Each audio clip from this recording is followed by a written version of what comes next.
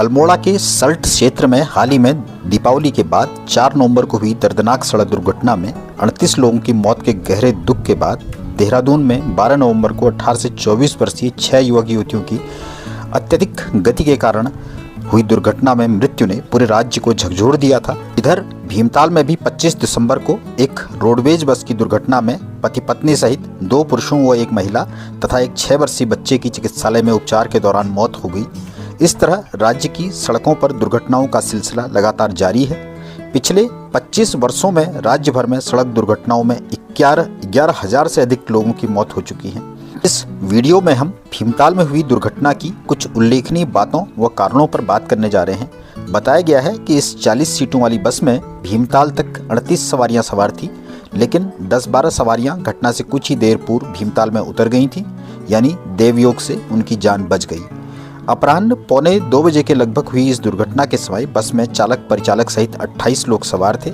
इनमें से 2 पुरुषों व 1 महिला की मौके पर ही और एक 6 वर्षीय बच्चे की चिकित्सालय में उपचार के दौरान मौत हो गई, जबकि 17 महिलाओं सहित 24 घायलों को doctor Sushila Tiwari medical college राजकीय चिकित्सालय हल्द्वानी भेजा गया। इनमें से 6 घायलों की स्थिति अधिक गंभीर बताई गई है। इन्हें आईसीयू में रखा गया है। कुछ घायलों को प्राथमिक उपचार के बाद छुट्टी भी दे दी गई है।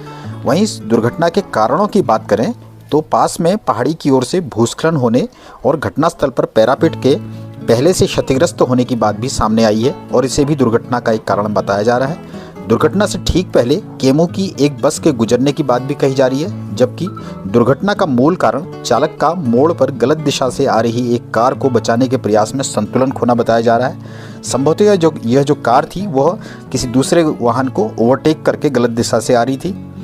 क्रिसमस के कारण सड़क पर वाहनों की अधिक भीड़ को भी दुर्घटना का एक कारण माना जा रहा है। यह भी बताया जा रहा है कि दुर्घटना से पहले बस चालक की किसी यात्री से बहस विवाद जैसी स्थिति कुछ हुई थी।